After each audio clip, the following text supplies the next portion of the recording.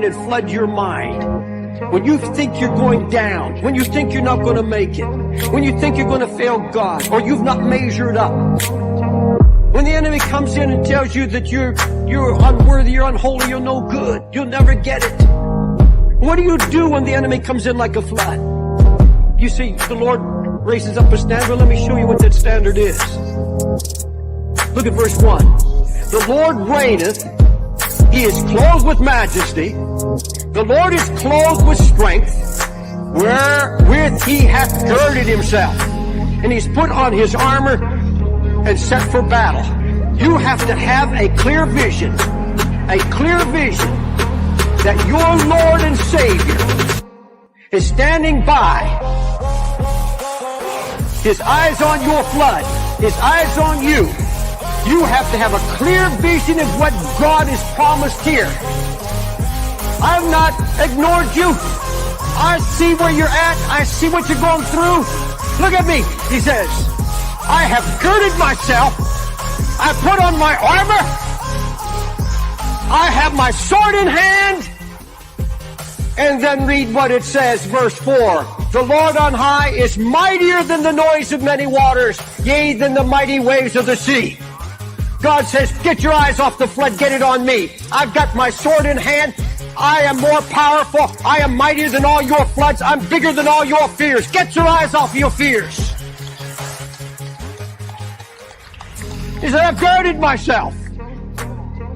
That hit me. I could hardly sleep. I picture my Lord standing over me, sword in hand. He knows how far it can go and no farther. He'll come and slay the dragon in his time.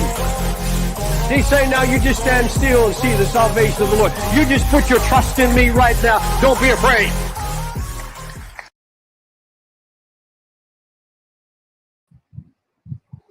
Amen, amen. Don't be afraid of the enemy, everybody. He's going to come at you. He's going to make war on you if you are on truth.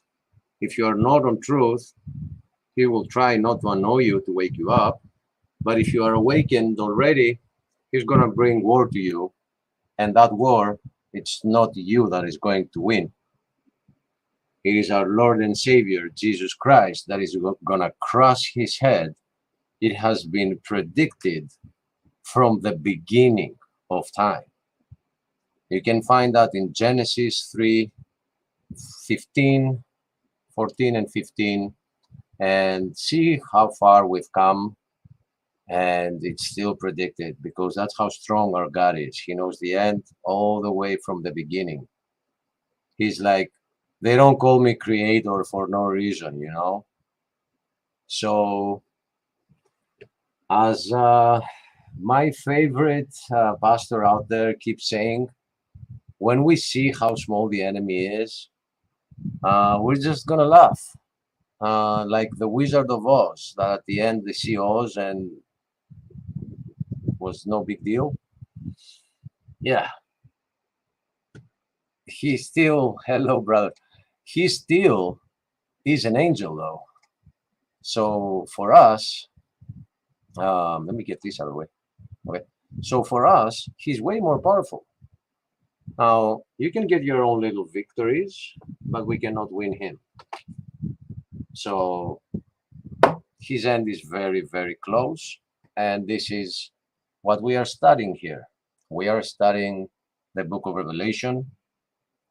And before we manage to see how things will turn out, we gotta know where they are, because we have a tendency to not pay attention. And this verse gets repeated again and again in the Bible, especially in the book of Revelation, that says, blessed is he that watcheth. Now that watcheth is a little bit loosely translated. what the text is saying is, blessed be those who are sharp into discovering, into looking, into caring to find out. You cannot be slothful and be waiting for things to happen. And when they happen, you also ignore them. So this didn't start that way of also showing some things from the past, but we have arrived at 2024 and everybody has ignored 2016. I will add to that 2015 too. I cannot describe the reason why 2015 matters, but when 2015 came, things started happening. And this is where the whole agenda that we are undergoing today, and we think we can stop by a vote, it got announced back in the day. And anyway, so today I've brought up a video which I'm going to play right now. The more we allow to play, the more info you're gonna get. This comes from a playlist titled 2016 under my channel, and this is part B. So at the beginning of that playlist, there is a video called, it's a very short one, and it's called The Peel. So at the end of that video, you are given a choice of whether you want to continue watching that playlist or get out. And I'm also giving you a link to go to, I don't remember what it was. I think it was Rihanna's something. Or, no, I remember. It was Kanye West, Famous. So the thumbnail would bring up 2 footnotes. They're not even called footnotes. They're called suggestions now. But the one suggestion was to take the red pill and go deeper. And the other suggestion was to get out of this and watch Famous. Famous by Kanye West was showing a bed where a lot of people were in that bed. So I suggest you take a look at that video clip. It came out back then, 2016. And Kanye West, Famous. Watch the official video clip and look at who is in the same bed with whom. You should check that out. Kanye West, who then became this Christian person, right? Right. So with no further ado, I will just allow the first minute of the intro, which is not even first minute, like 20 seconds, which is referring to red pills. Those that continued on watching part to part, the things that were getting revealed to some people at that time, and they were making videos about them. But that doesn't mean that everybody on the planet was paying attention to that, right? But they still had the responsibility to do that, even if nobody would watch. So it starts with that, but then it has 5 minutes of a song and another song overlaid, which gave me copyright issues at the time. So I'm gonna skip those, and I'm gonna jump us from the first 30 seconds straight to, I think, the 5th or 6th minute. So with no further ado,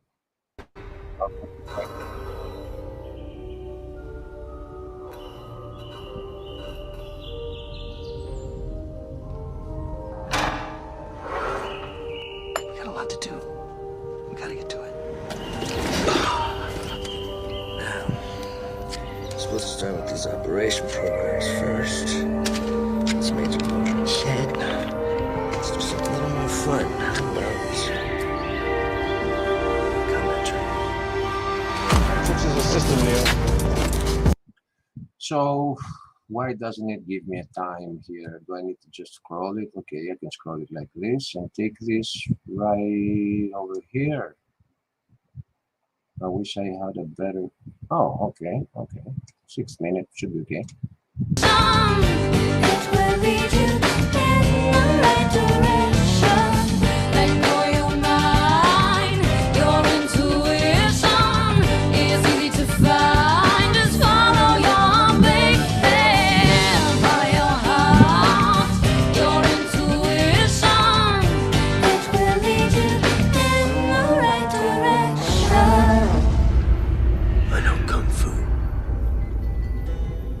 kill me.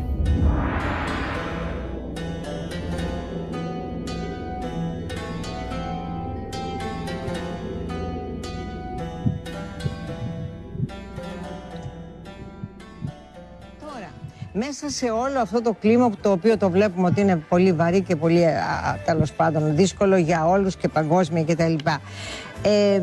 Κρατώ μία επιφύλαξη. Βλέπετε ότι γίνονται πάρα πολλές ανακαλύψεις και στην ιατρική και στο σύμπαν και πολλά θα βγουν από εδώ και πέρα.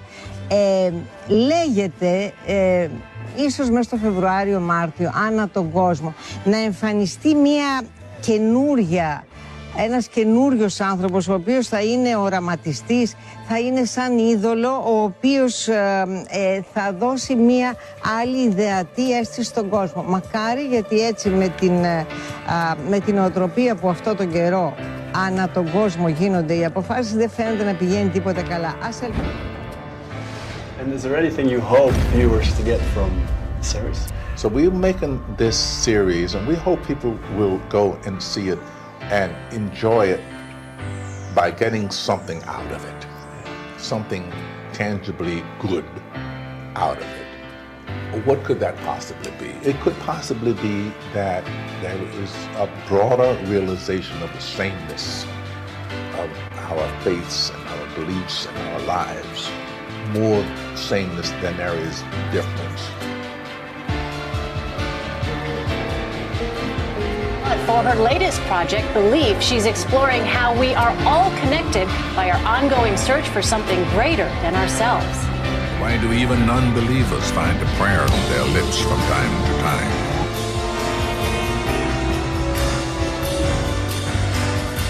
I want to understand this instinct, which unites us all.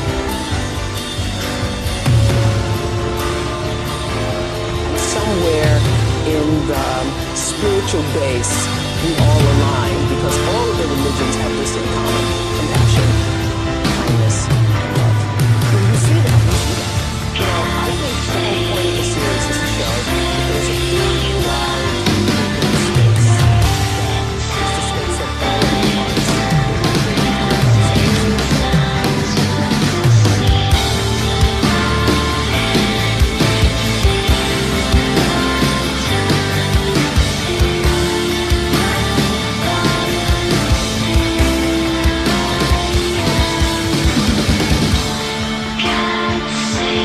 that is the space of all of our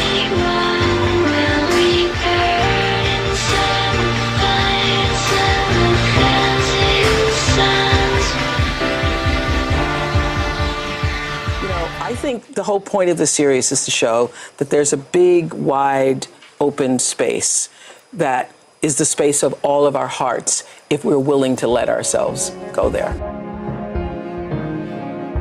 Historic sites in the Syrian city of Palmyra suffered greatly at the hands of ISIL. Since its recapture last month, people have been considering how to restore the UNESCO World Heritage Site.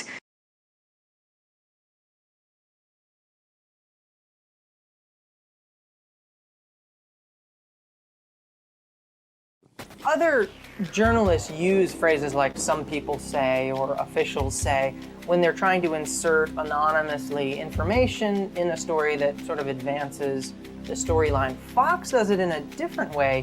"Some people say" is Fox's cue that I'm pretending to be an anchor, so I can't say this is my opinion or this is Roger Ailes' opinion, but some people say. Some people say that'd be a pretty good choice. Bring in the Hispanic vote. Some people saying, he's posturing. Some people say, and excuse me, I'll get to you, Joe, in just a second, but some people say that you may be setting up Sharpton for a run against Hillary in 2006 in the Senate. Journalistically, it's a very peculiar technique because the idea behind journalism is that you're sourcing who you're referring to. This is just sort of a clever way of inserting political opinion when you know it probably shouldn't be there. Some people say that this might undermine what the U.S. troops are doing there. Some people say John Kerry has some similarities to an earlier Massachusetts politician. Some people say in light of what's happened with the oil for food program. Some people say supported by Iran. Some say, I've heard a couple people say. Some say that it's a sour grapes book. Some people say people say it's just too violent. There's too much blood. Some people say. Some people say. Well, some people say. Some people say. Some say it. Some people say. Some are saying. Some people say it. There's some people who say something, if not major, has already happened. Those are his words. Some people say it's exploitive. What do you say to that? People have been considering how to restore the UNESCO World Heritage Site. CCTV's Dan Whitehead reports from northern Italy, where artisans are working on a recreation of the triumphal arch from the Temple of Bel. And we have to stop for a moment and ask the question, why in the world would we honor such a gruesome practice?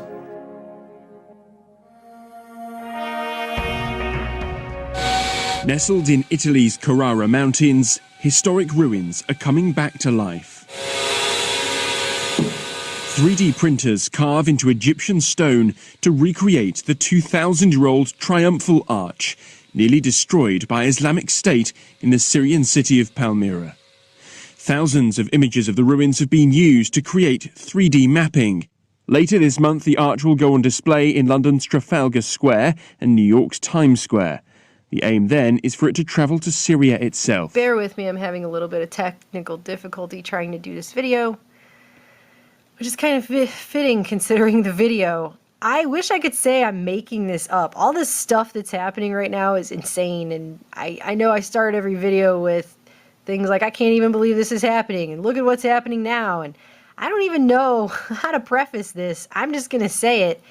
They're rebuilding the arch to the Temple of Baal, and they're going to erect that in Times Square in New York City and also in Trafalgar Square in London next month. So this, if you're not familiar with what the Temple of Baal is, this is a place where in ancient times there was ritualistic Baal worship, where they would sacrifice children and have giant orgies for fertility rituals to Baal. It says in some it looked a little bit like this. Adults would gather around the altar of Baal. Infants would then be burned alive as a sacrificial offering to the deity. Amid horrific screams and the stench of charred human flesh, congregants, men and women alike, would engage in bisexual orgies. The ritual of convenience was intended to produce economic prosperity by prompting Baal to bring rain for the fertility of Mother Earth. Apparently what happened was ISIS bulldozed this place. And so because ISIS destroyed it and it's a cultural heritage site, they're going to digitally recreate life-size replicas of this 50-foot arch to the temple of this, and they're going to start erecting them. And actually, it's not even just going to be in Times Square or in London. They want to do this in 1,000 different places all over the world. So 1,000 Temple of Baal archways are going to be erected in major cities all over the globe. I mean, what do you say about something like this? Okay, and the justification for this is ISIS has bulldozed such an important cultural heritage site. Do you know how many churches ISIS has destroyed? Do you see them erecting churches everywhere? Do you see that happening? No, you don't. Actually, they even talk about in here how they also destroyed a 1,500-year-old monastery, but it was modest and unadorned structure that had none of the glamour of the Temple of Baal. So they won't be bringing that to any major Western cities anytime soon, because it's just not glamorous enough, I guess. But Temple of Baal, not only will they make it, but they're going to go ahead and make it and put it in 1,000 cities all over the globe. So that's what it says right here. The Institute plans to construct approximately 1,000 such versions of the arch in cities throughout the world. This is the website for the place that's doing it, the Institute for Digital Archaeology. They're working with Oxford, they're working with Harvard, and they're working with UNESCO. So that's probably a really big surprise to most of you, UNESCO. But they actually have the first one here. It says Countdown Coming to Trafalgar Square. And they actually have a 25-day, it's at 25 days right now, a countdown to when they put it up. So you don't have to believe in this, by the way. You don't have to believe in this stuff, and you can say it's all hokey and whatever, but just, again, realize the people who are doing this, and they're doing it all over the globe right now, they believe in it, okay? Obviously. Why else would they be doing it?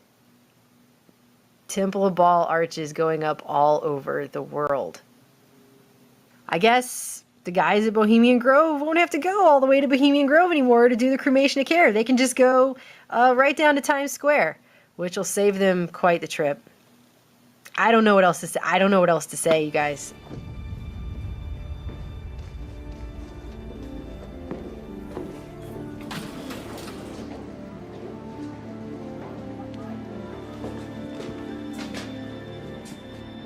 I told you I can only show you the door. You have to walk through it. Is it merely an act of remembering an ancient and historical site? Is it a gesture of defiance against ISIS, who allegedly blew up the temple to Baal in Syria, leaving only the archway left? Now they are reconstructing the 2 pillars. In this video, I present some unusual facts about the Baal archways and their connection to Freemasonry. The archway to Baal is symbolic of what they have achieved this year, the Year of Light, the Freemasonic Anno Lucis. The archway serves as a symbol of the abomination they have raised before the Most High God. Fact number 1. The Temple to Baal archways will be set up in 1,000 locations, yes. But what you may not know is that that's very intentional. In the book of Revelation, we see that the Son of Man, Jesus, will rule for 1,000 years.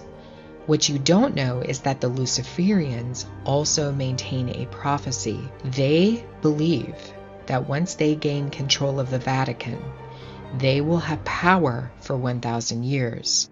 Amongst Luciferian organizations, there is a prophecy that if they can invade the Citadel, and that's their name for the Vatican, they will have power for 1,000 years.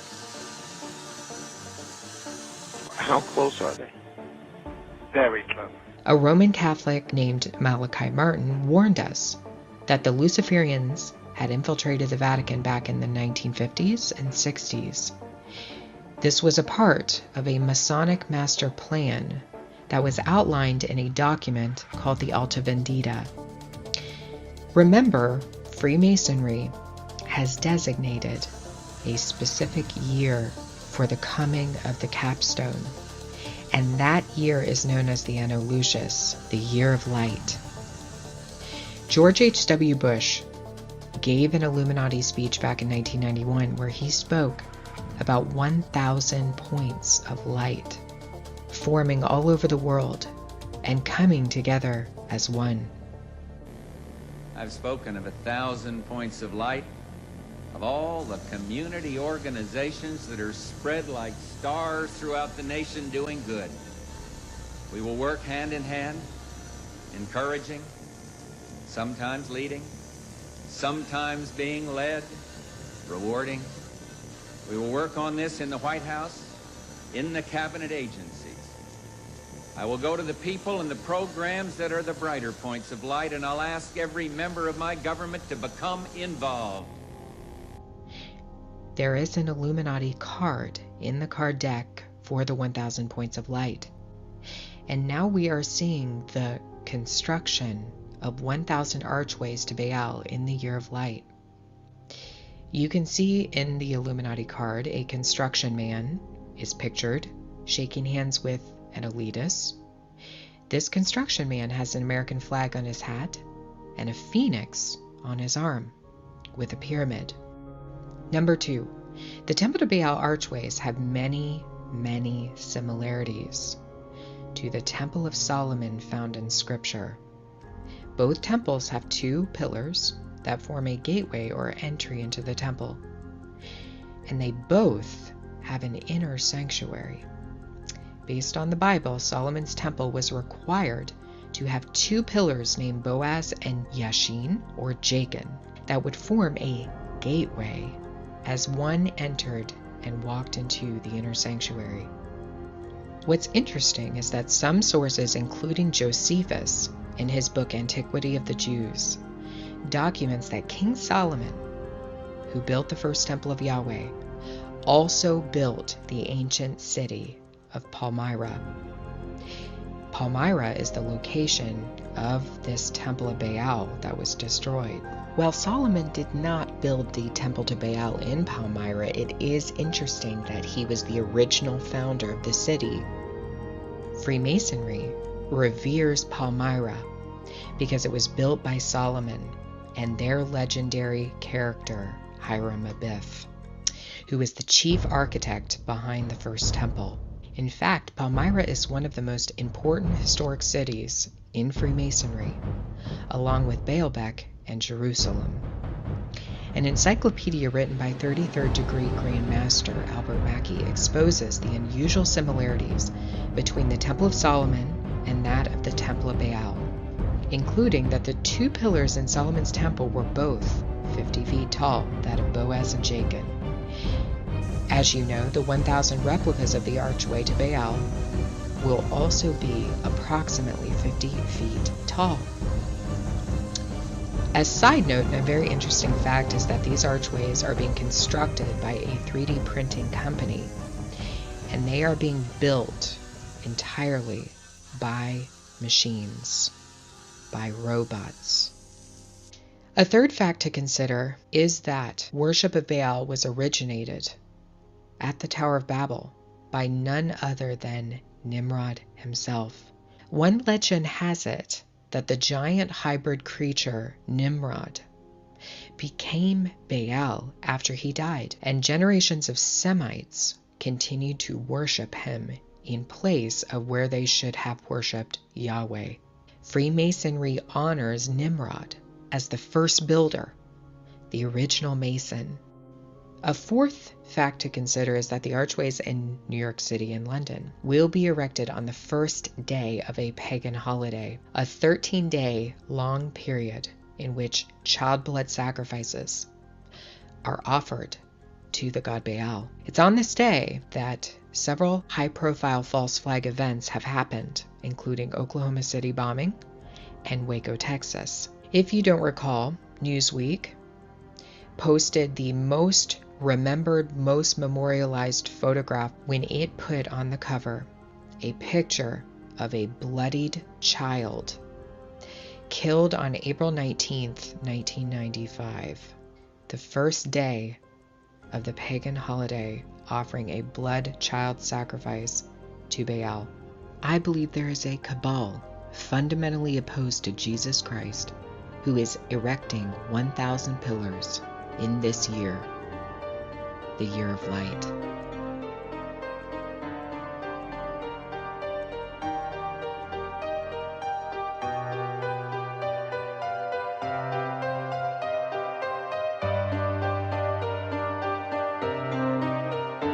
DIA's iconic dark horse, unofficially known as Lucifer, will get a shade darker tomorrow night in observance of Earth Hour. The airport will cut the lights at some of its landmarks. Now first, from 7:30 to 8:30 p.m., DIA will turn off its LED sign along Pena Boulevard.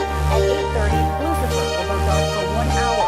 The airport also encourages employees to turn off non-essential lighting. Earth Hour was created as a way to raise awareness about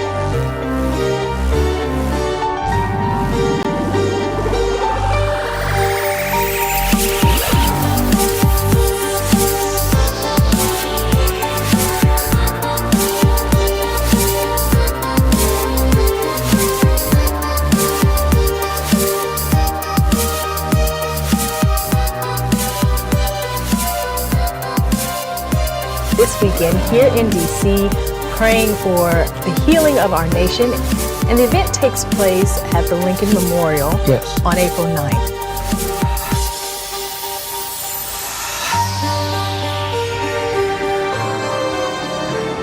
People in the nation's capital were treated Monday evening to the rare sight as the sky opened up.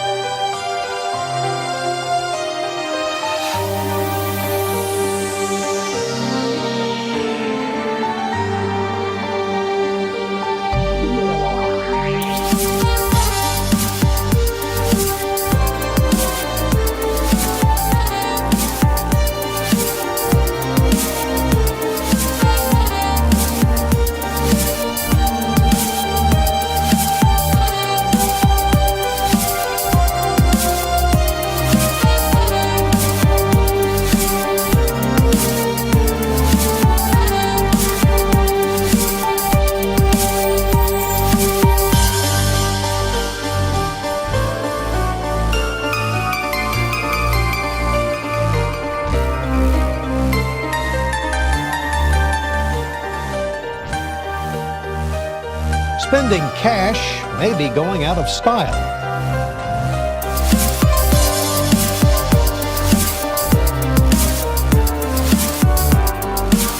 Bruce Springsteen and his E Street Band have canceled their concert scheduled for tomorrow in Greensboro, North Carolina, to protest the state's new law blocking anti-discrimination measures for gay, lesbian, and transgender people.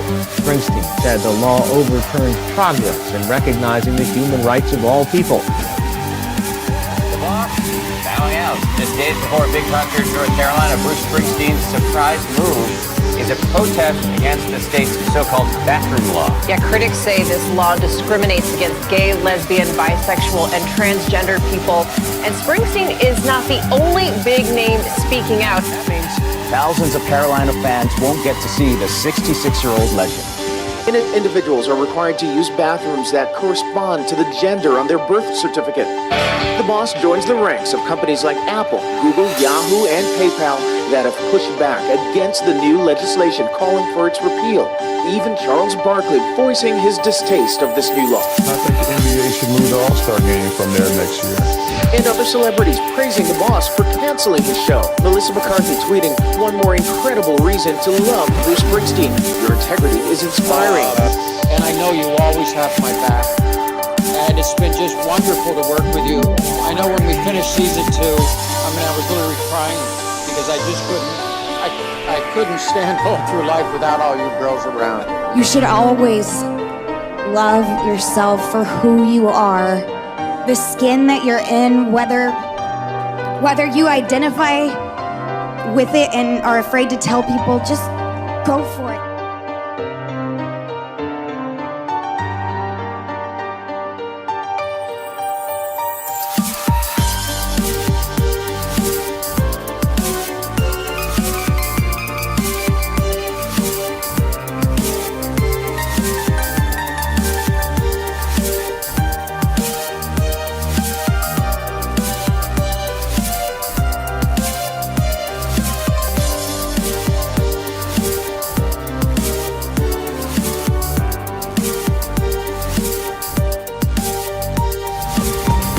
Listening to me, Neo? Or were you looking at the woman in the red dress? I was. Look again. Freeze it.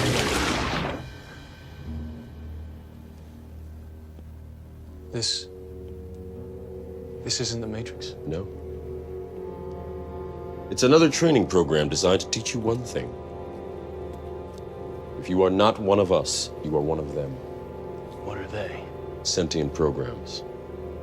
They can move in and out of any software still hardwired to their system.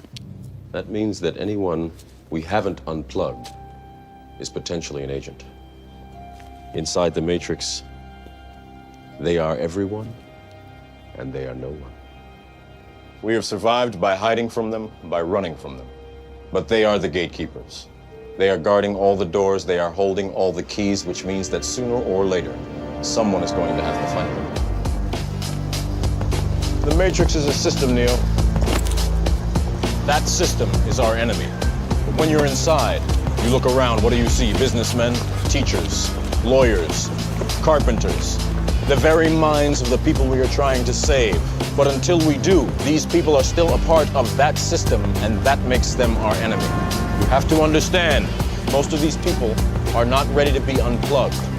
And many of them are so inert, so hopelessly dependent on the system, that they will fight to protect it.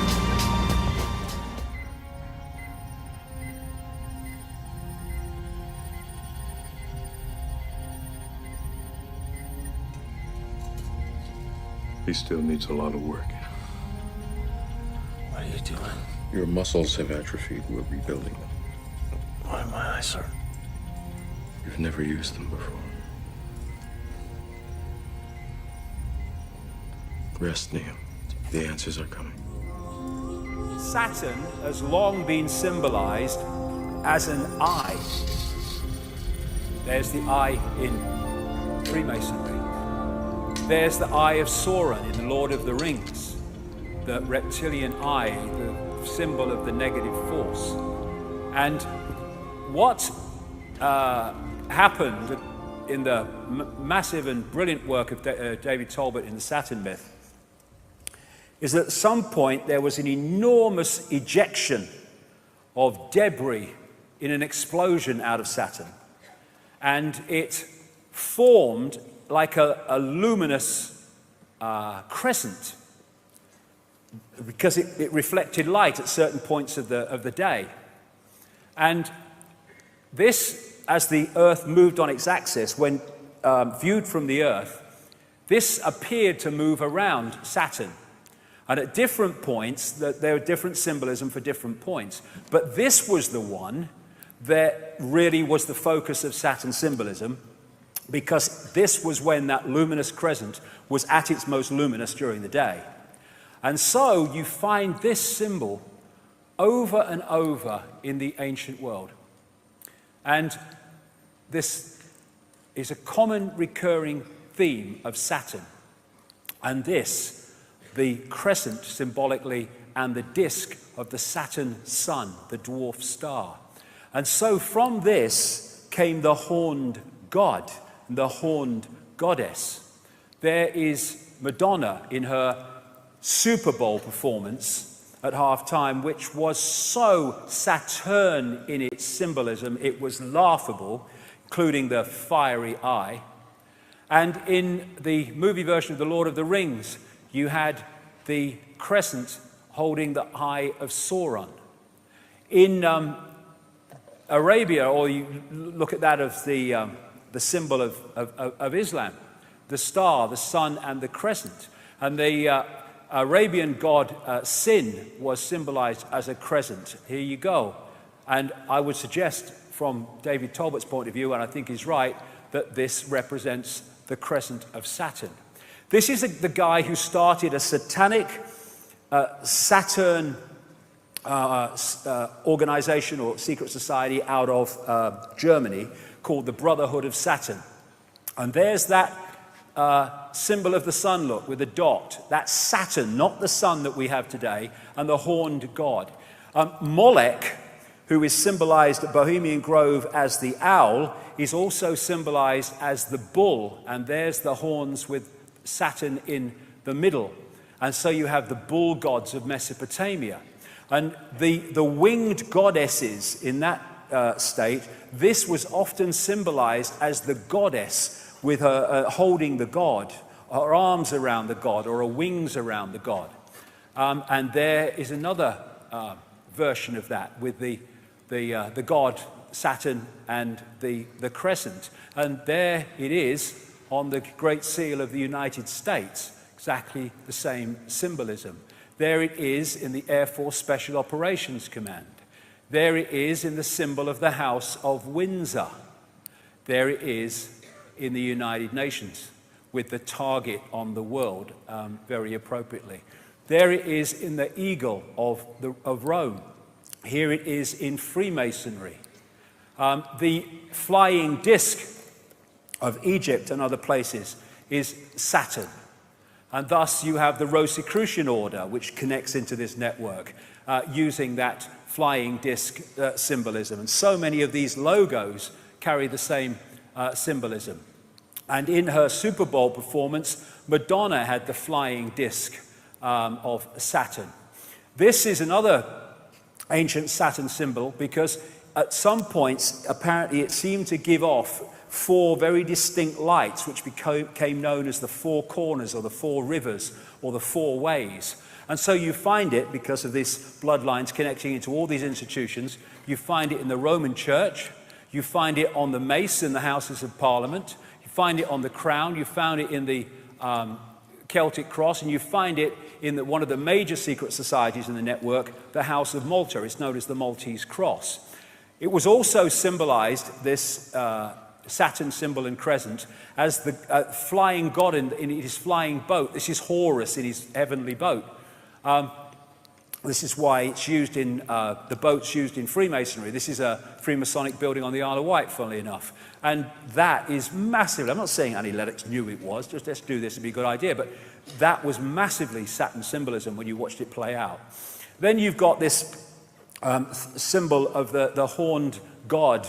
Again, Saturn, Satan, as it also became known, which is you find with so many politicians. And Pat Robertson, this so-called Christian evangelist. Yeah, okay. And talking of horns and horned gods, in astrology, Saturn is connected to Capricorn. And so one of the Saturn symbols is the goat. This again is the great Freemasonic historian Manly P. Hall, who said Pan, the goat god, was a composite creature, the upper part, with the exception of his horns, being human, and the lower part in the form of a goat. The god himself is a symbol of Saturn, because this planet is enthroned in Capricorn, whose emblem is a goat. That is what that is. Baphomet, worshipped by Satanists. It's a symbol of Saturn. And I'm going somewhere with this, because I'm going why they're focused on Saturn. So you have Baphomet, you have Beyonce, the wife of Jay-Z, with this big Baphomet ring, which is performing. You have Baphomet-dressed Lady Gaga, Baphomet-dressed Madonna, and you have Baroness Philippine de Rothschild from the wineries in France with a massive Baphomet necklace.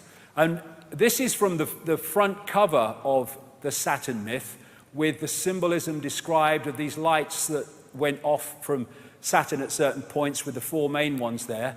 And there it is symbolized on one of these ancient tablets. And in St. Peter's Square, that is a mirror of the way that Saturn symbol looks. And there it is on the thing that he has his biscuit in, there, when he's doing his stuff. Now, this is inside the Mother Lodge of Freemasonry in Great Queen Street. Great Queen was the name of the Babylonian goddess, in London. Because, this will become significant in part 3, this crescent holding the sphere also became symbolized as twin pillars. And so you have Saturn, there's the crescent, being held up by the twin pillars. This is in one of the Freemasonic centers of the world in London. Numerologically, digitally, Saturn is number 8, and this has led to symbolism of Saturn in terms of the spider. Thus you have, in Madonna's Super Bowl performance, the winged disc symbolized with a spider in the center. Now this is fascinating. This is called the magic square of Saturn. And it's also, not by coincidence, the magic square of Freemasonry. And it's magic because of this reason. If you go that way, that way, that way, that way, or that way, or that way, all the numbers in the 3 blocks in line add up to 15. And in numerology, you keep adding numbers until they become a single number. And so 15 in numerological terms is 6. So 666, 666 in all directions. And the black and white squares, for reasons I'll have to go into in detail in a book, because there's so much to get through today, also relates to Saturn. And so you have them in Freemasonic temples, black and white squares, and you have them in the major cathedrals, like Westminster Abbey and stuff, because of this connection I'm talking about. Now, this is called the sigil of Saturn. And they get this symbol by drawing in the magic square of Saturn from 1 to 2, and then to 3, from 4 to 5 to 6, etc. That's how they get it. Now you turn that straight up, and that's what that is. It's the sigil of Saturn. And this is a major symbol of Saturn going way back, the 6-pointed star. It just so happens to be the very symbol from which we get the name Rothschild, one of the major families in this network, because they used to be called Bauer. They lived in Frankfurt in Germany. But they had this red 6-pointed star hexagram on the front of their house, and they changed their name to from Bauer to Red Shield in German, Rothschild, red sign or red shield, Rothschild. So they're named after this very symbol. And it was they that created Israel, not on behalf of Jewish people, on behalf of their bloody agenda that treats Jewish people with as much disdain as any of the rest of us.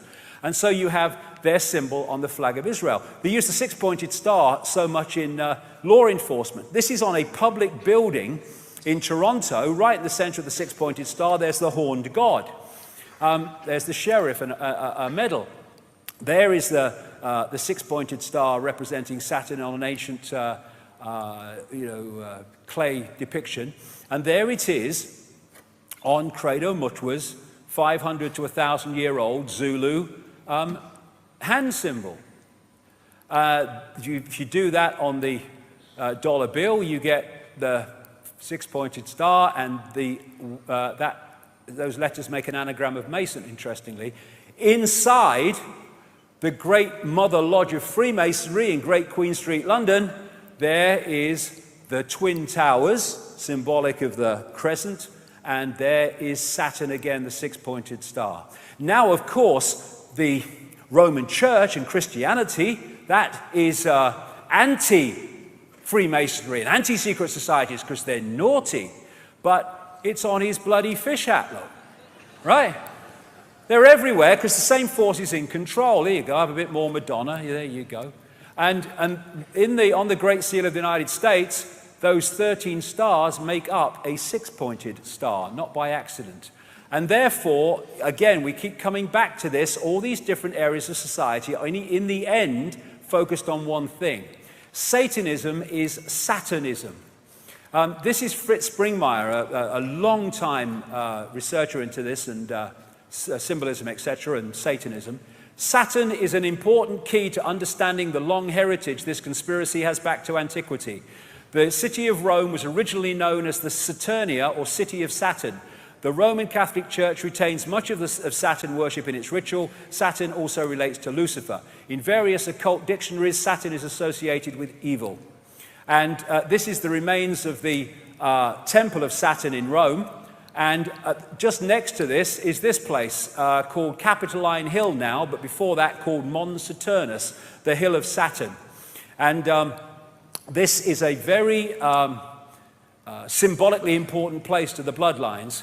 And this whole thing about the skull and bones, Capitoline Hill comes from caput, meaning dead, because they were supposed to have found a human skull there, and they call it caput, Capitoline Hill. That's why we say kaput when something's dead.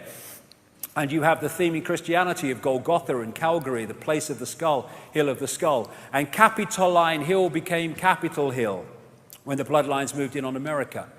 Now, in the North Pole, the northern pole of Saturn, is a permanent storm which takes the form of a hexagon. And this has been found by the Cassini spacecraft, and I think the Voyager one before that in the early 80s.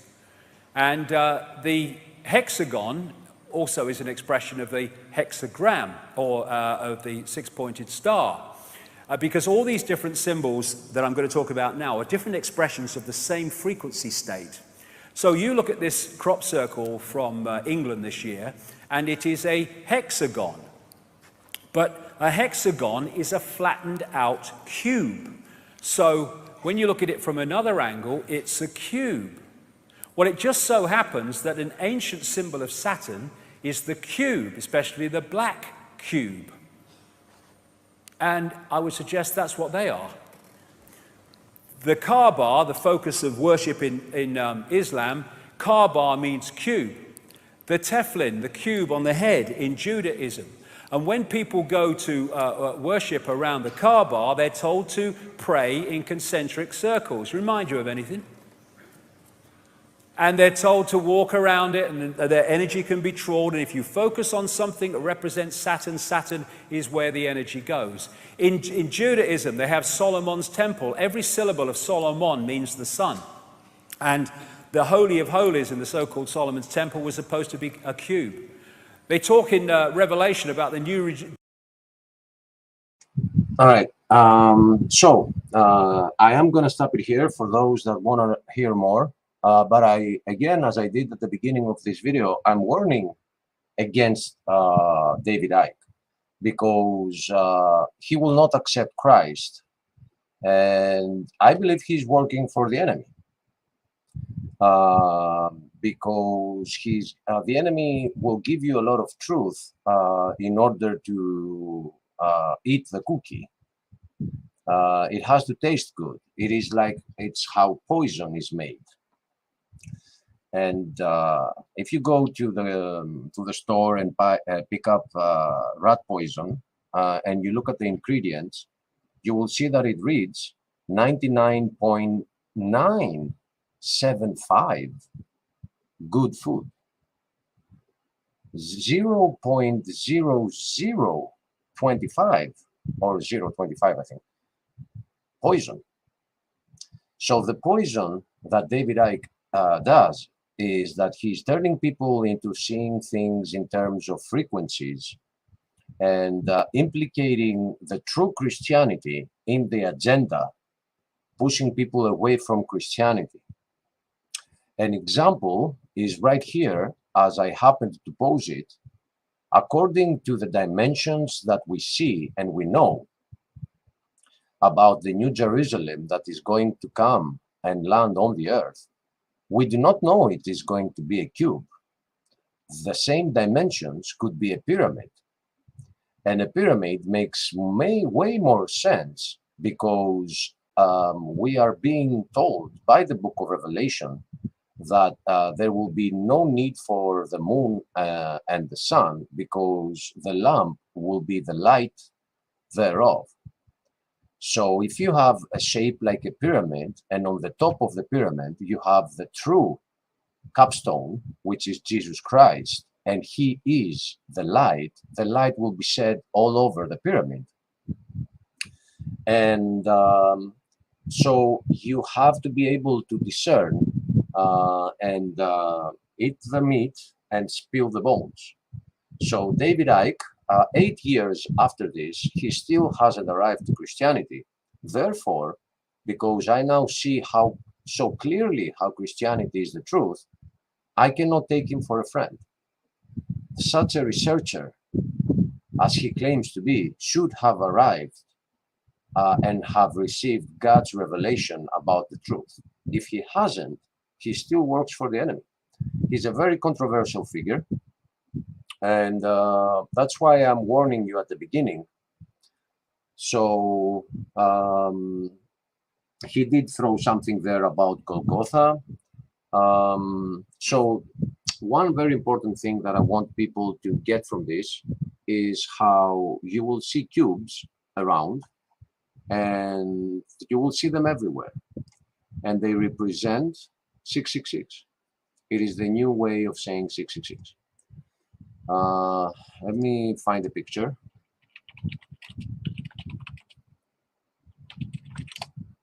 Because they are already installed on a lot of areas. What he didn't tell you, he said, does it remind you of anything? But he didn't say what, is that as the people are going around a black cube and they are wearing white clothes and they are going around it, they resemble the rings of Saturn. And if you recall, what exists there is a stone which supposedly came from the sky. It's a meteorite and it's a black stone inside that cube. And your job as a Muslim is to go around, closer in, and then touch that stone and get the blessing. So they're getting blessed by a stone. Now we are getting blessed by our God and Savior. No, I didn't want to share my screen. I wanted to share the tab, which is the black cube of Saturn. So this represents 666. One of the reasons is what he told us about that numerology table, which creates the sigil of Saturn, but also the fact that a cube has 6 sides. It has the perimeter creates a hexagon, which is 6 corners and 6 sides.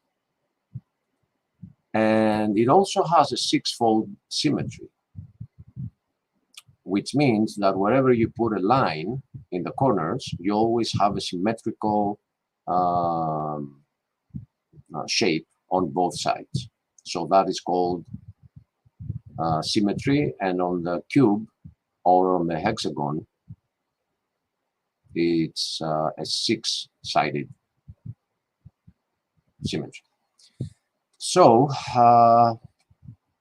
again, I did throw the link out there for those that want to get deeper into those stuff. You will start recognizing a lot of things around you because a lot of things carry the logo of the cube or the logo of Saturn. Nobody's going to tell you that Saturn represents Satanism. I mean, you know, of the media, let's say people say, not many people say that Saturn is Satanism. Let me give you one logo here, which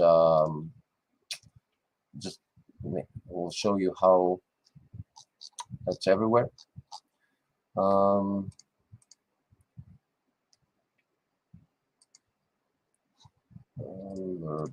Share screen, share tab.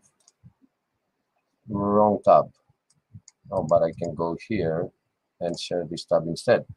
So the logo of Nike, the name Nike means the Greek lower goddess called Nike, victory, and this is the ring of Saturn. All you need to do is add the planet in the middle.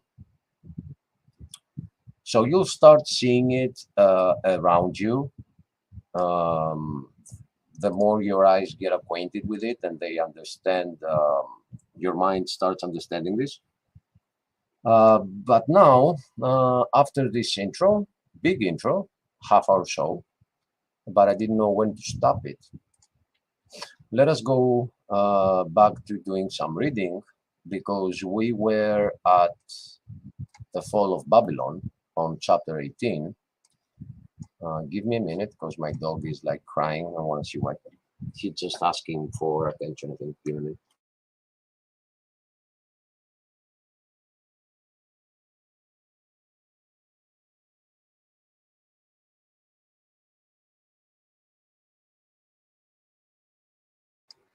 He just wants to get into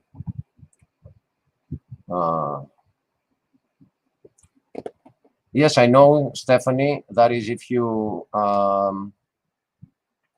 if you open it up, it creates a cross, and people like David Icke are using this to say, oh, Christianity is part of the agenda.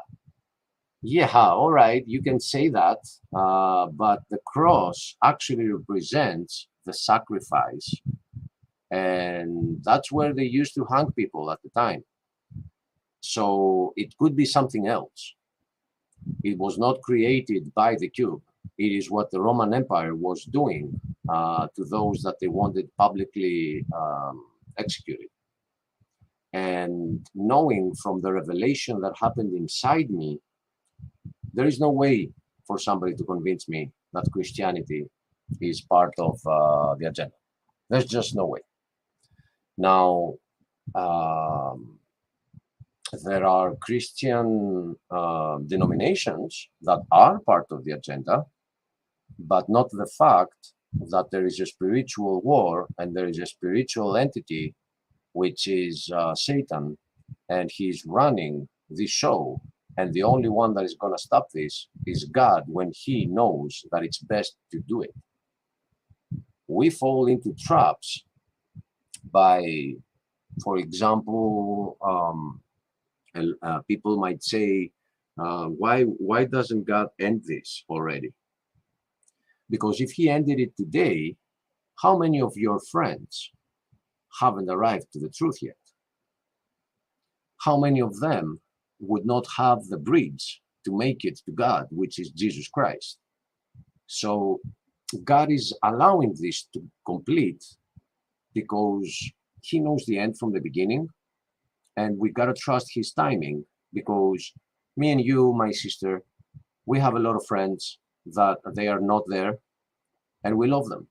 We don't want to see them in hell, and God loves them more than we do. I'm sorry, that did not answer only the question, but that's popped in my head also. So I'm going now back to bringing this and then Bible Gateway.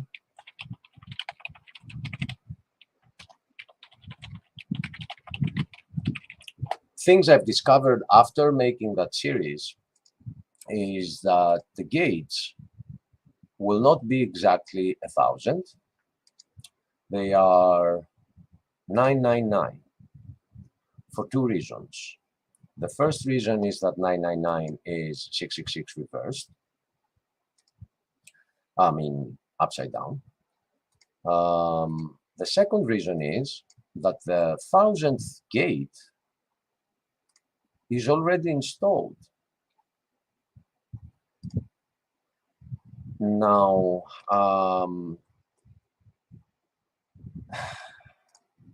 let me, before we go in the study, which is, I'm going to try to finish up chapter 18 tonight by just reading through it. And we've already decrypted a couple of things, so I don't think there's going to be much decrypting that we're going to need to do. So I hope it's going to be a fast read. But let me show you part C of this series, which is only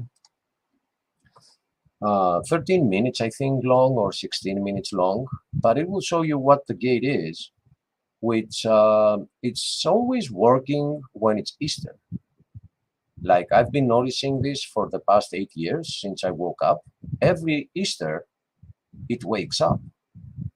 And when it wakes, why Easter? Why do you guys just choose that date to open up a science center and do science? Why on Easter? And whenever they do, a big earthquake happens. Gangster's Ghost, I have so many I'm talking about, and I can't even control my own thoughts. So I'm sorry I have to say no to anybody. Just pay some attention to the information. And yes, so you know what? Okay, no, when I start reading, I'm gonna send you the link so you come join. Let me show you these guys first. What happened right 1 month after the video that we just watched. The next video was 1 month later, and it was Easter.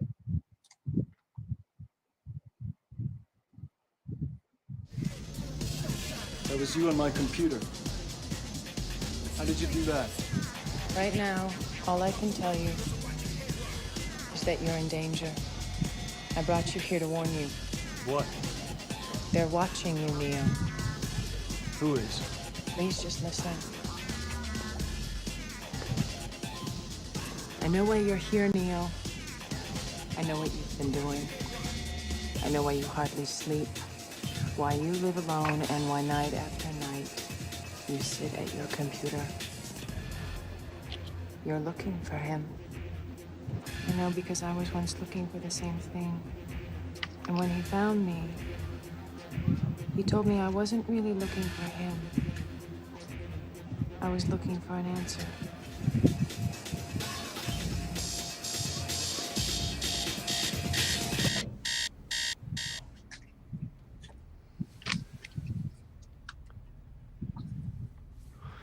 I didn't remember it had such an intro. I can't go back, can I? But No. I'll replay. But if you could, would you really want to?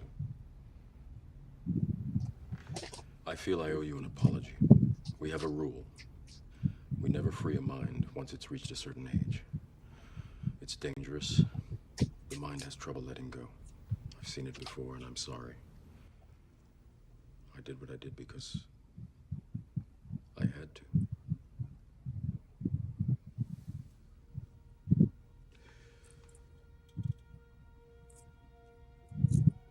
When the Matrix was first built, there was a man born inside who had the ability to change whatever he wanted, to remake the Matrix as he saw fit. It was he who freed the first of us, taught us the truth. As long as the Matrix exists, the human race will never be free. I believe I wanted to say let alone there, not yet alone. After he died, the Oracle prophesied his return, and that his coming would hail the destruction of the Matrix, end the war, bring freedom to our people. That is why there are those of us who have spent our entire lives searching the Matrix, looking for him. I did what I did because... I don't know if you're ready to see what I want to show you, but unfortunately you and I have run out of time. This will feel a little weird.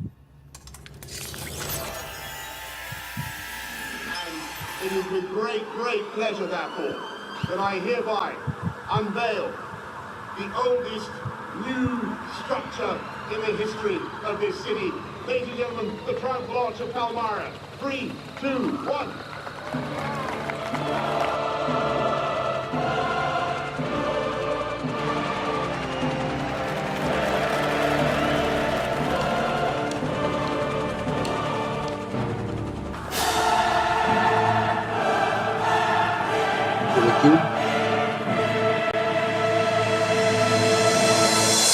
God bless us, everyone. We're broken people living under loaded gun, and it can't be our fault. It can't be outdone. It can't be outmatched. It can't be outrun. No. God bless us, everyone. We're broken people living under loaded gun, and it can't be our fault. It can't be outdone. It can't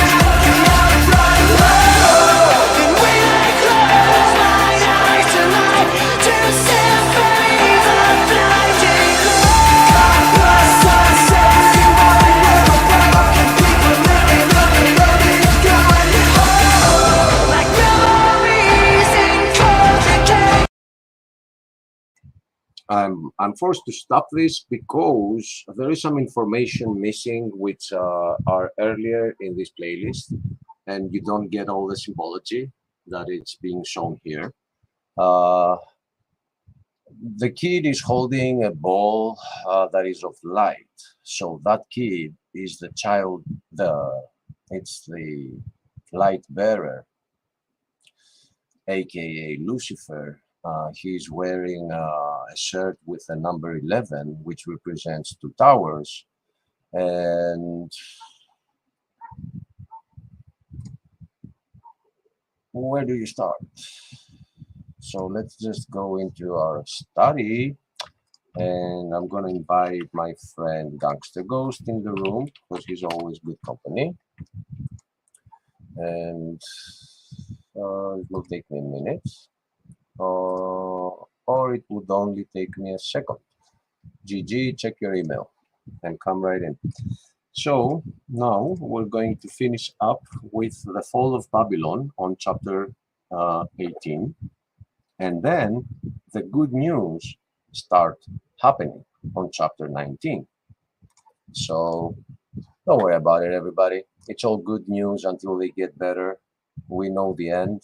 We know that Jesus is going to win because the power is not the same. God created angels.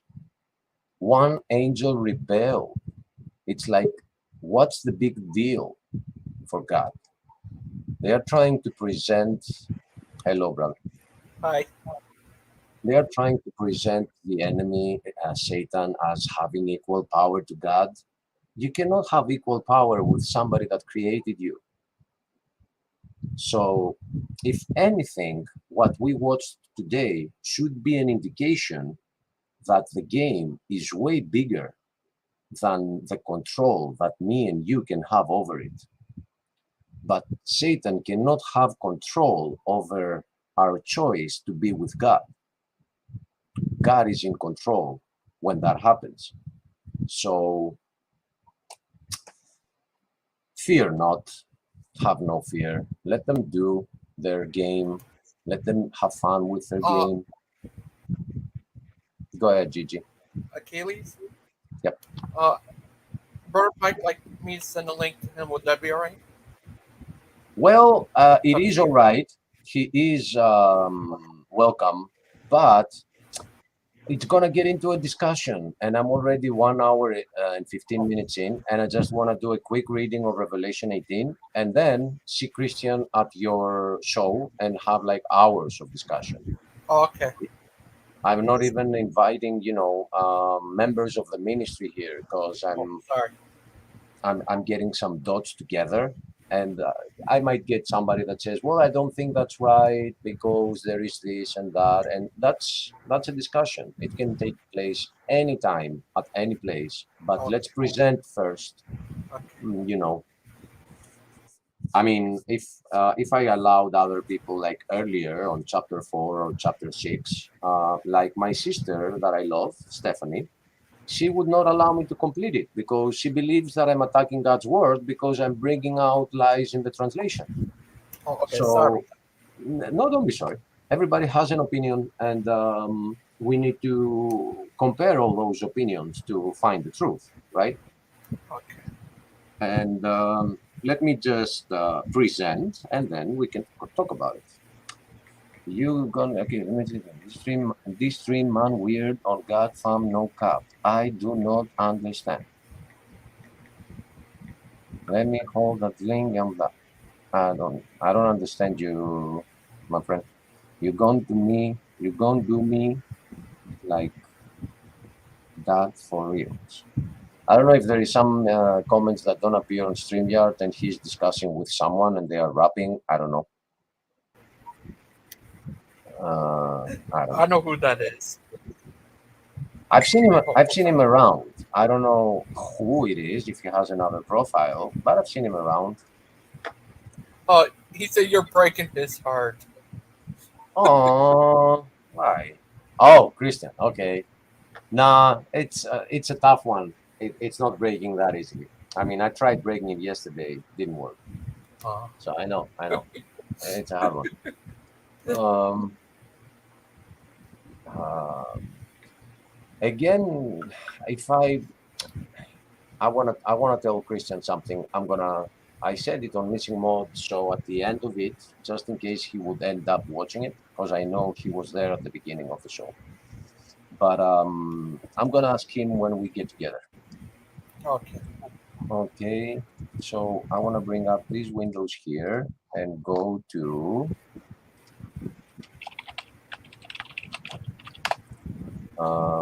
first, let me come back and take us to the bottom right over there, so we're not hiding the text.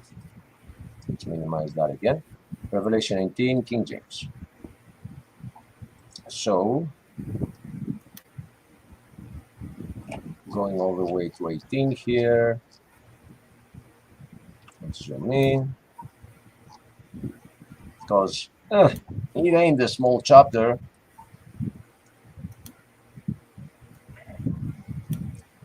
Recheck your cookies. All right. And after these, I saw another angel come down from heaven, having great power, and the earth was lightened with his glory.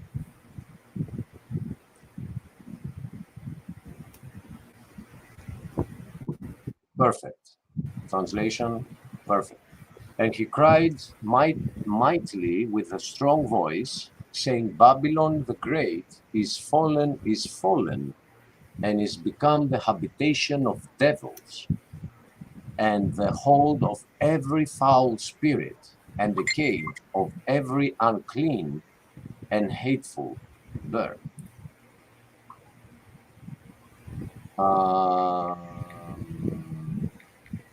I would not change the word vulture. Isn't it vulture? Vulture, right? Let me look that up.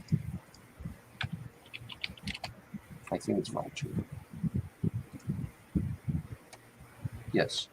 I would not change the word vulture to bird.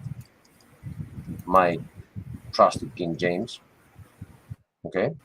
There's a difference between saying hateful bird and saying unclean and hated vulture.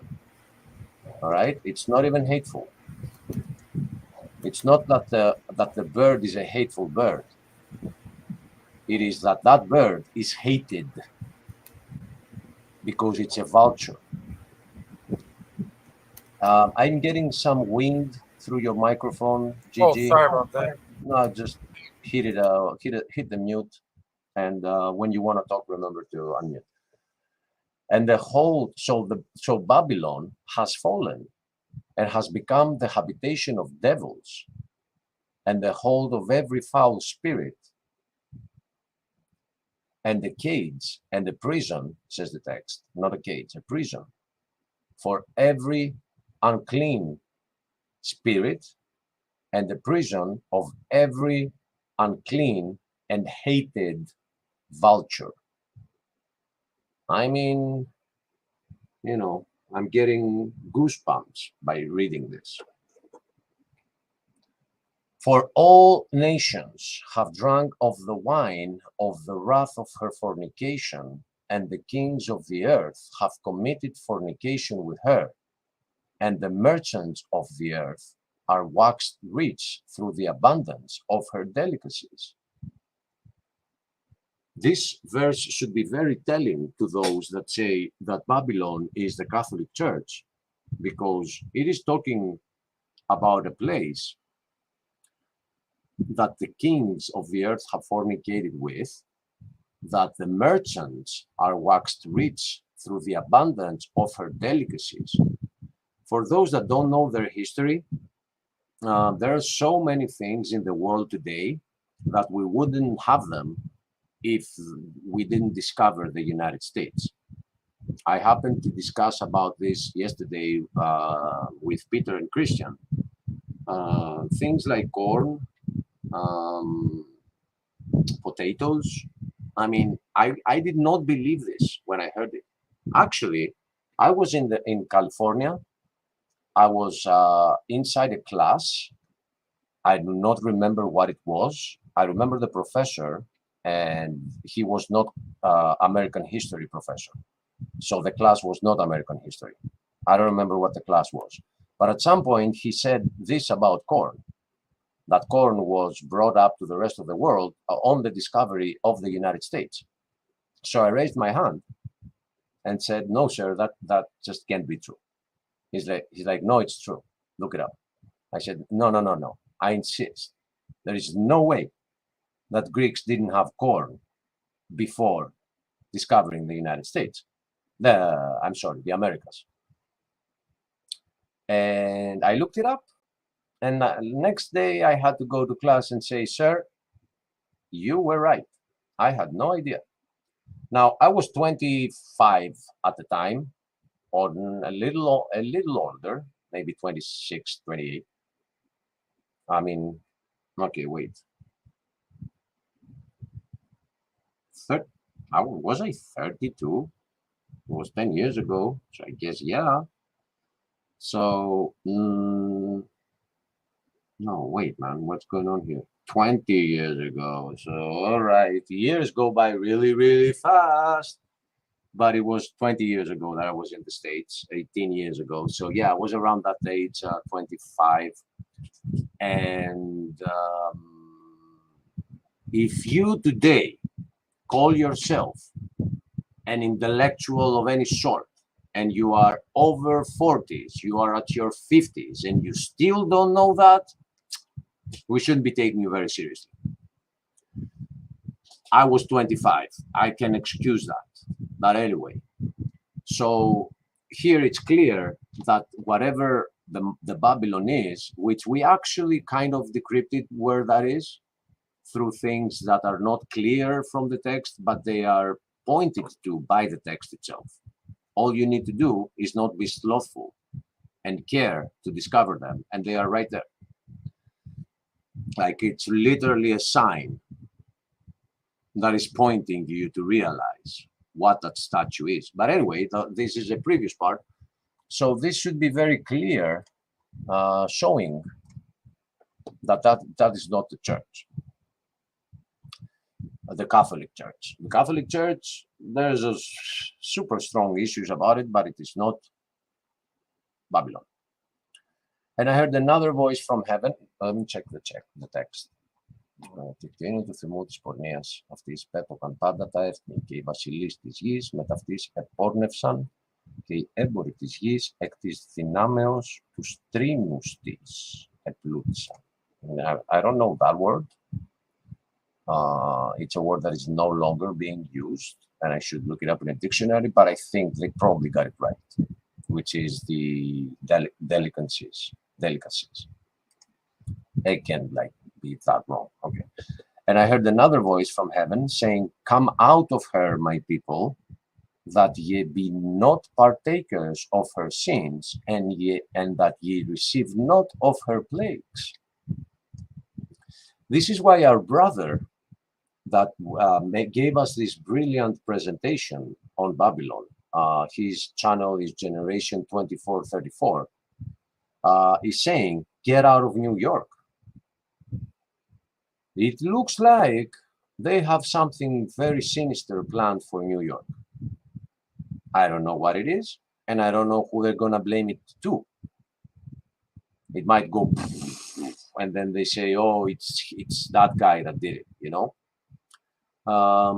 But there is some plague. Oh, by the way, this is not going to be plague again. I'm going to already turn it red. And then I'm going to go to the text. Exactly. The wounds. You do not receive the wounds that are destined to her. So it's not a plague like one is going to get sick and he's going to get that disease to another person, and it's going to be like a plague coming from the rats of New York or whatever. It's not that. It's whatever it is a big wound. It might be a boom. It might be a flood. I don't know what it is, but there is a curse that relates to Babylon.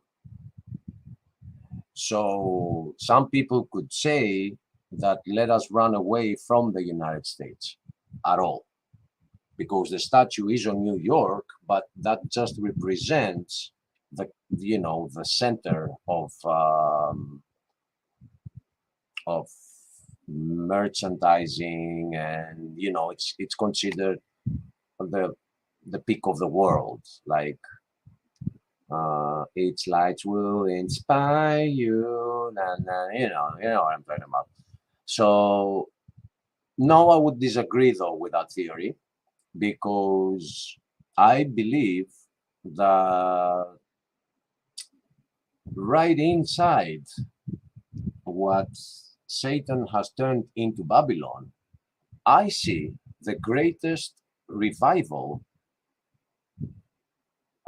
in modern history. So the curse is not all over the place. I have very high hopes on the American people. And if I can see that, God can also read your hearts. And he knows that there is a lot of good in there. So unlike other cities where he completely destroyed because he could not find good in them, that is not the rest of the country. So that's why conservative readers of the book of Revelation are saying, I wouldn't want to be around New York when things like that will be taking place. Now, again, I don't know, but that's what the text says. Come out of her, that ye be not partakers of her sins, so that you receive not her plagues, wounds. For her sins have reached unto heaven, and God hath remembered her iniquities. Let me read 4 and 5 here real quick. Yeah, my people. So you don't. Synginonήσετε. This is a very interesting word being used here.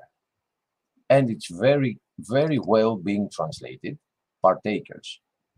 But I want to make this more specific from a Greek that understands the language that he reads. The word is kinonia.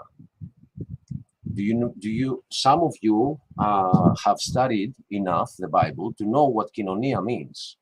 Kinonia is communion. And it starts from the communion that we did as early Christians, and then it took the name community. It comes from the word communion. When you have this SI at the beginning, it means together.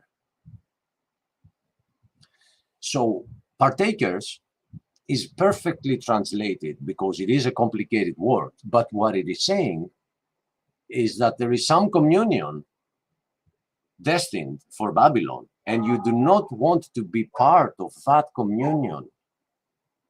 You don't want the communion of her sins. Do you see how scary this is? Or is it me getting the goosebumps? I hope you all share them. So, for her sins have reached into heaven to me.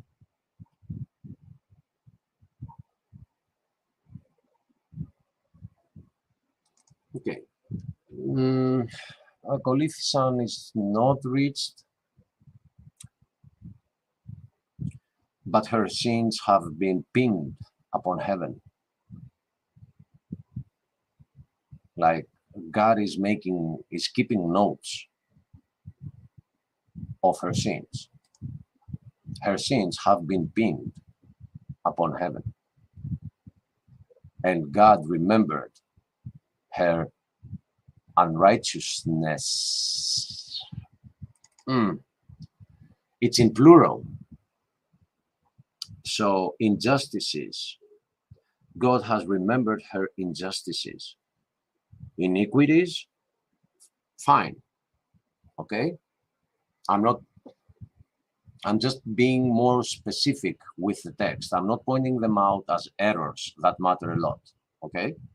But I'm trying to bring this more into a word-to-word and meaning-to-meaning translation than so loose that it sounds like a mystery. But iniquity to injustices, I guess it is correct. It is fine, all right?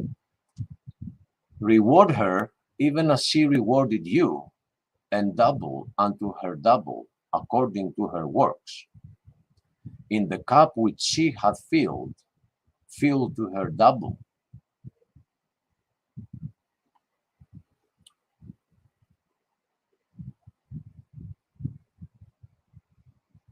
All right. It doesn't say filled.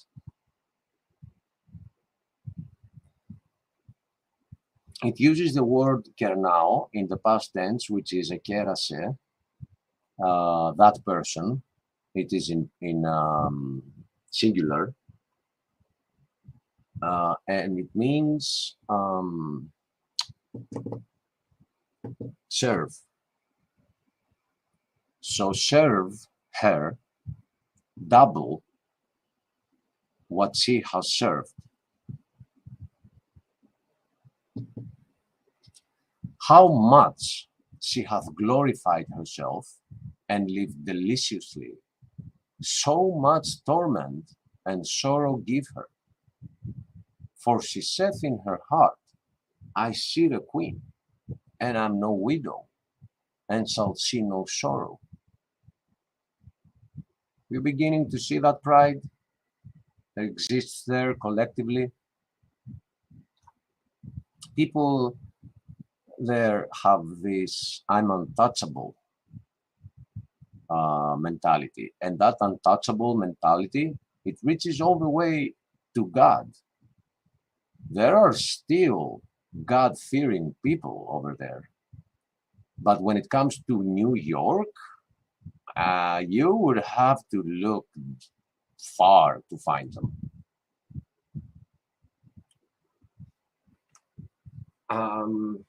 Right next, New Jersey, I found a lot of love. Love, though, and hospitality. I'm not sure that in the homes that I got into, I found God-fearing people. I was being taken in by Democrats, and I think they're still Democrats, so they're not very God-fearing. Anyway. Therefore, shall her wounds, I'll keep pointing this out, because for me it matters a lot. It's not like one of those errors that I think change the meaning completely, but if you are actually trying to study and understand things, the word plague immediately implies what I've said before and again and again and again. And I'll spare you from doing that much, but it implies a contagiousness. No, it speaks of wounds. It speaks of something that we could attribute to curses, not plagues. Therefore shall her wounds come in one day, death and mourning and famine, and she shall be utterly burnt with fire. For strong is the Lord God who judged her.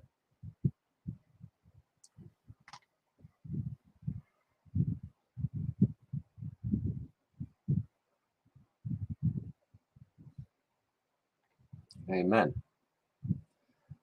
And the kings of the earth who have committed fornication and lived deliciously with her shall bewail her and lament for her when they shall see the smoke of her burning. Because you know how selfish people are. Like, they will not be like, oh, I deserve the same. They'll be like, oh, poor you, New York. I wouldn't want to, or let's not say New York, let's just say Babylon. Although I'm guilty of fornicating with you, that's up to you. I didn't do it, you know.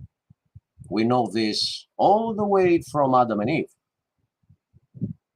God asked Adam, what did you do? Adam said, not me, it's the woman that you gave me. And the woman turns Eve and says, not me, it's the snake that you made. So, you know, this keeps going. Hasn't changed that bit.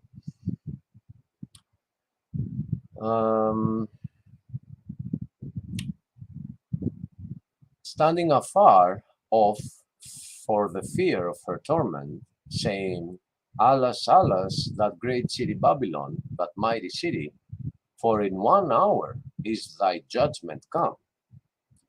And the merchants of the earth shall weep and mourn over her, for no man buyeth their merchandise anymore. The merchandise of gold and silver and precious stones, and of pearls and fine linen, and purple and silk and scarlet, and all thine wood, and all manner vessels of ivory, and all manner vessels of most precious wood, and of brass, and iron, and marble, and cinnamon, and odors, and ointments. I'm not sure if we have cinnamon from the Americas. We have cocoa. Cocoa, how is it pronounced? Cacao, it's in Greek. But the world didn't have that before discovering the Americas. I don't know about cinnamon, all right?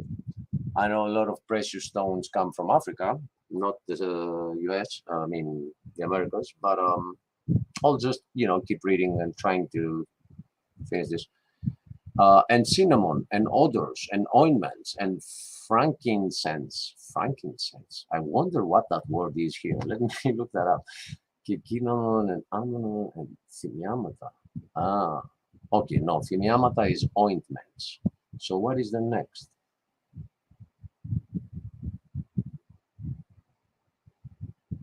I don't know what the word frankincense is. I mean, here I get myrrh and Lebanon and wine and oil. So myrrh, which is one of the gifts that were given to Christ at his birth from the three wizards, are they called in English? Myrrh was one. Lebanon, I don't think it's the other one. But anyway, these two have been translated as frankincense. I don't know what that is. Anyway, maybe if I were to look into other translations right now, I would get a different translation. But at least, you know, the King James uses the frankincense word. I don't know what it is. And wine and oil and fine flour and wheat and beasts and sheep. So if we look at the Greek here, the word beast is actually correct. It does use the word not therion, which means evil beast, but ktinos, which is a clear distinction for Greek between an animal and a beast. Ktinos is a beast and must be translated as beast in a book that is full of symbologies. But it means animals. It means that the merchants are getting all kinds of animals and sheep.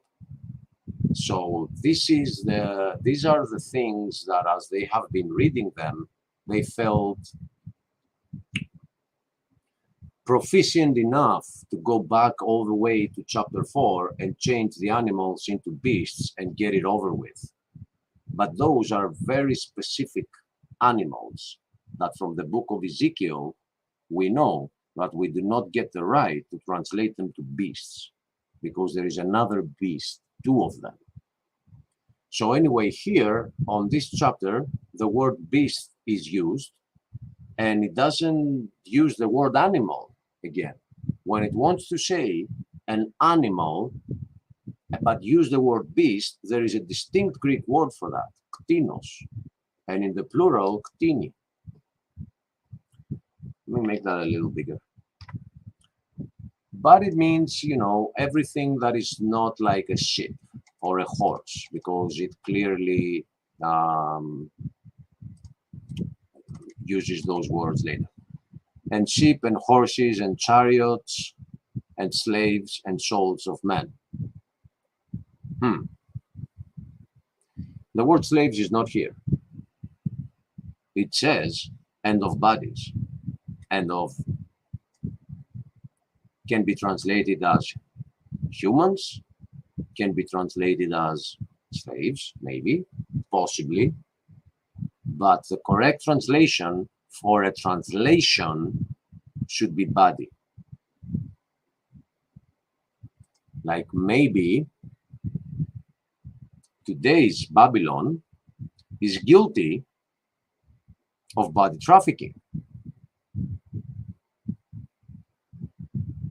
or any other trafficking that comes in your mind, because it is. I don't know if you've been paying attention to your border more than what the narrative wants you to see, that there is this wave of people coming in. Oh, it's not just a wave of people. There is a wave of children getting trafficked inside the United States. We have found so many tents with baby food and traffickers, and it's the situations when we're like, let's not ask for further details because you're gonna hate them. So here we get the word that Babylon is responsible for transferring beasts, sheep, horses, but also bodies and souls of men. Clear distinction here. Human, right? Includes women. I know that the translation speaks by itself as it means human, but there could be somebody out there that says, oh, look, it means men, it doesn't mean women. That's just dumb. The word is human, and the translation of human is men, right? And the fruits that thy soul lasted after, and the fruits that thy soul lasted after are departed from thee, and all things which were dainty and goodly are departed from thee, and thou shalt find them no more at all. The merchants of these things, which were made rich by her, shall stand afar off for the fear of her torment, weeping and wailing, yet stand afar. We kind of suspected that from that verse above, but here it is, clearly. Like, I didn't have anything to do with her. I didn't know her. You know, we men are like that. And I mean men exactly the same way as we just described it, both men and women. And saying, Alas, alas, that great city that was clothed in fine linen and purple and scarlet and decked with gold and precious stones and pearls. For in 1 hour so great riches is come to naught, and every shipmaster and all the company in ships and sailors and as many as trade by sea stood afar off,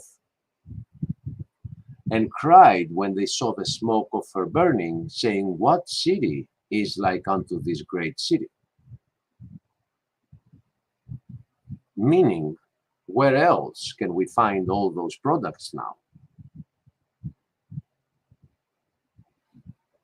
And they cast dust on their heads and cried, weeping and wailing, saying, Alas, alas, that great city, wherein were made rich all that had ships in the sea by reason of her costliness. For in 1 hour she is made desolate.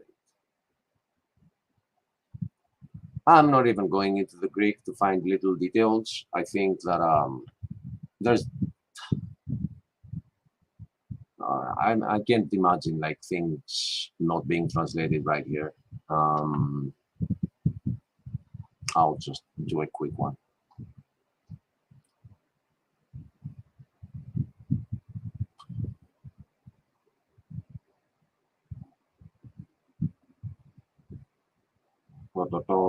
Should I like play some music with my mouth so while I'm reading? Yeah. Bellissimo, continuando.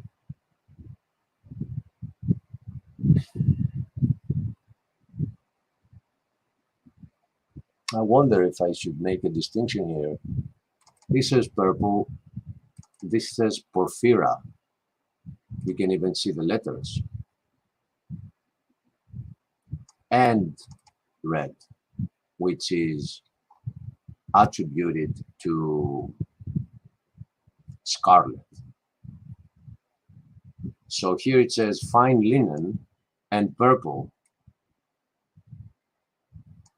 Why does it say and when there is no other color before that?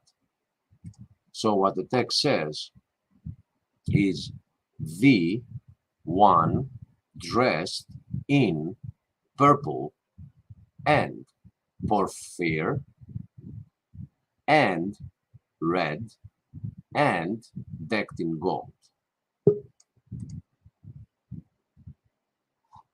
Beep? What's that beep about? Hey, Ryan, Inception. Hey, listen, I was getting ready to enter my room for my show, but I don't see it listed. Oh. So I don't know how to do that. It's not on the list of upcoming shows. Okay, so is it in 10 minutes or is it in 40 minutes? It's in 2 minutes. Oh, no, wait. I was looking at the time of, okay. Keep people company while I'm going to set it up, and then Okay. I'm gonna read the final verses and end this show. All right. Okay. So we don't split viewers. Sure. Okay. So keep people some company. Okay, thank you, Keelis. I appreciate that. No I worries. think Stephen usually sets them up, and maybe he hasn't had a chance. Stephen and Awake has been busy, and I have been busy going in and out shows. That's fine, as long as you know how to do it. I kind of took it for granted that others were onto this. I need to learn to do that. I need to learn to create. I need to learn to do it.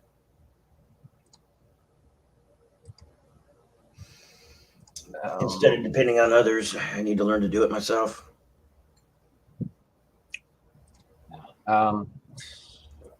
Now, when I'm making it, I'm going to YouTube to copy the title so I don't make it any different. So it's always, the same title. So I'm on my way now there to get the right title, and then I'm gonna get the thumbnail. So I'm almost there. Okay. Halfway through. Okay. It's all right if I'm a few minutes late. I mean, last week I was very late because I was in the wrong room. Yep. Hey, gangster, how are you? Okay, how are you? I'm well, thank you. I'm well. Okay, here we are. Do you want anything in the description? How about let's talk predestination? Ooh. He's going in hard. Okay. And the reason I'm usually leaving the scheduling part to others is because of the difference in our times. Yes, yeah. And yep, It's kind of weird. Robert's guy came in over gangster and then left. I'm sorry, what? He put the link there in the thing. Oh, he put the link? Who did? Probably Steven. What link? Because I'm making the room right now. He No, made it talking about already. the private chat. Yeah. Oh, okay. Is that for my show where they just put the link? I think so. So I'm not gonna make it. I gotta cancel all Well, this. that means I can just click on it. Let me see if it is. And being on another time, yes, he made it. Okay, okay, he did. I was right about to press OK, so we would have 2 shows going on with you. Okay, okay. But, thank God he got to me. I'll go ahead and. Oh, he said it here. Achilles, I'll make it. Oh, guys. Okay. I let you on guard. And I'll go in there. I really need to go in there on my phone so I can send a link to the group chat. I love the shirt, man. Thank you. I got this from Bryce Crawford. I love it. Yeah. Can we showcase it here? Can you read what it says? Yep. Yeah, this is as soon as I saw Bryce wearing this and he said, yeah, we're going to be selling this on our website. I was like, I got to have one. Got to have one. Oh. And I don't know if we have another poet in the house, or I'm beginning to suspect who this is. who? Oh. Yeah, that sounds familiar. Okay. All right. Let me just finish reading this because we have another show coming up, and I have a private chat. Okay, what's it? And I'm gonna share the screen. No audio, just screen. Okay. And here we are. I'll be back. We got like 4 more verses. All right. Okay, that's fine. Go ahead and start it, brother. And is she still here? I think he walked away. How do you know if he walked away? Maybe he's not on here. Maybe he ran away. Oh, he could have. Run away from the pain. Yeah, yeah. Aerosmith. So, yeah. So I don't know. It is not that it matters so super greatly, but it's the text is saying. It doesn't say was clothed in fine linen and purple and scarlet. No, it says dressed in, no fine linen here, dressed in purple and porphyr, or I'm not sure how to pronounce that in English, porphyr, and red, and decked in gold, which we touched upon earlier. It is the same again. It is doubly gold. It's gold here and gold here. So the word is not exactly decked with gold. What it's saying is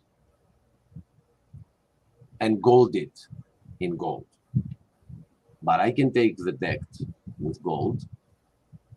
You know, it is giving out the right message. And precious stones and pearls. Hey.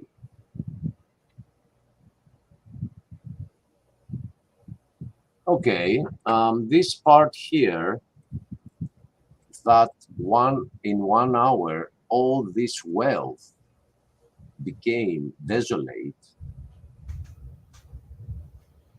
Has been translated on the next verse, weirdly enough, saying, for in 1 hour, so great riches is come to naught.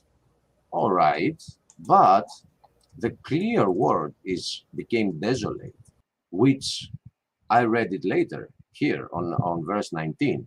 So let's go to 19. Here it is. Look, you see the word that I have highlighted here, irimothi.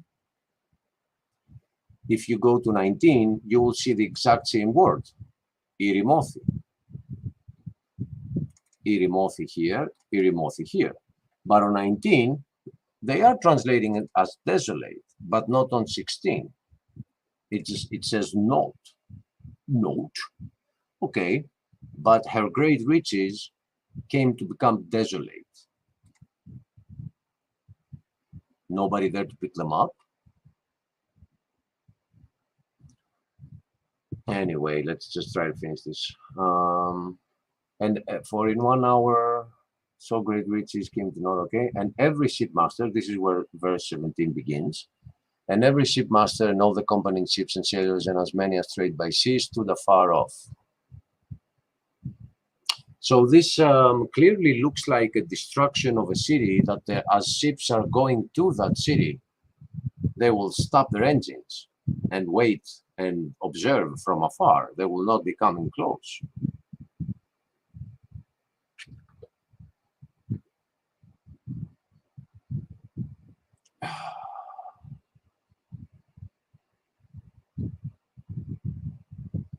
Wait, I was reading another verse right now. And they were crying as they saw the fire, the smoke of her burning, saying, who is similar to this great city? So they put ashes upon their heads and crying, saying, and mourning, saying, why, which is alas, alas, the great city, the one that gave riches to everyone that had the ships in the sea, out of her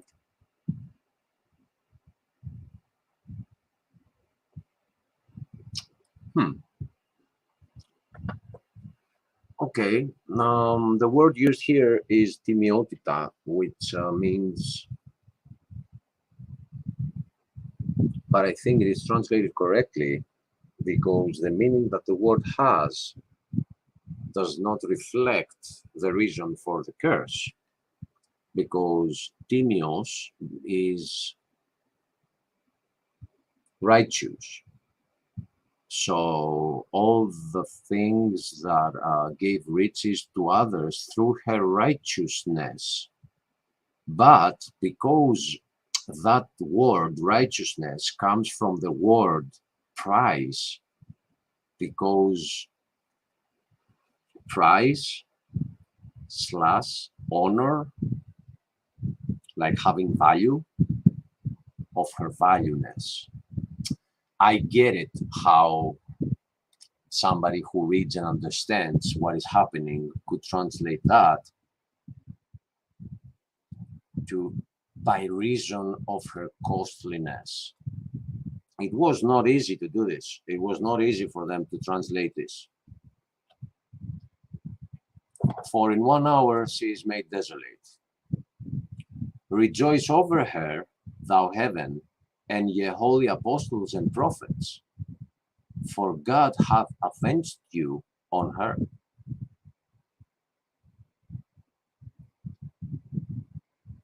It's not on, have avenged you from her.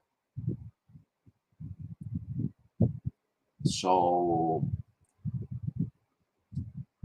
the curse also relates to how that great city, whatever it is, let's say, has treated the apostles and the prophets. God is the one that avenges. He is the one that has the final word, and he will avenge the death of his apostles and prophets. I don't remember what that is. I think it's in the Book of Kings.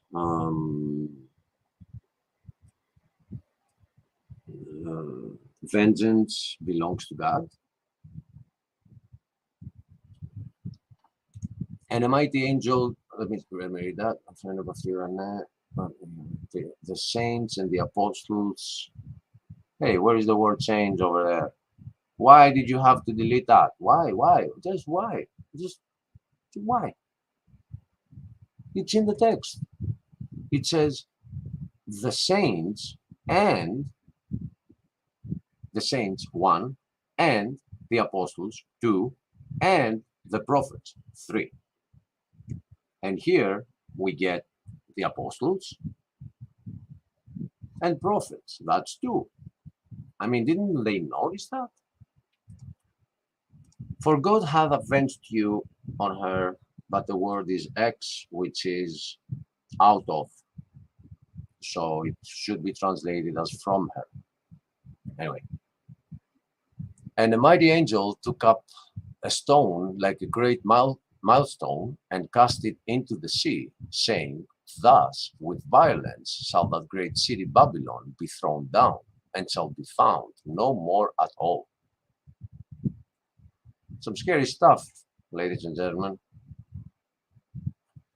Και ήρε εις άγγελος ισχυρός, λίθον ως μήλον μέγαν, και έβαλεν εις τη θάλασσαν λέγον, ούτως ορμήματι βληθήσετε Βαβυλών η μεγάλη πόλης, και ου μη ευρεθεί ετή. Correct. And the voice of harpers and musicians and of pipers and trumpeters shall be heard no more at all in thee.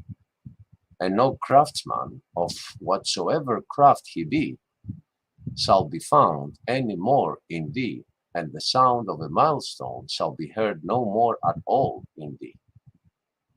Not milestone, I'm sorry, millstone, right? There's a difference. Milestone with a millstone.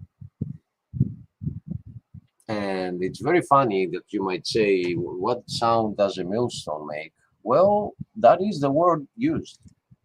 Millstone. So you tell me what sound it makes. But that is the word being used in the text. The sound is so what it means is that nothing will work any longer there. Nothing will be produced. Millstones are used to produce things, to grind them down.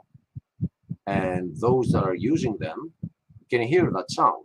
And the verse is telling us that you will no longer hear that sound of working millstones.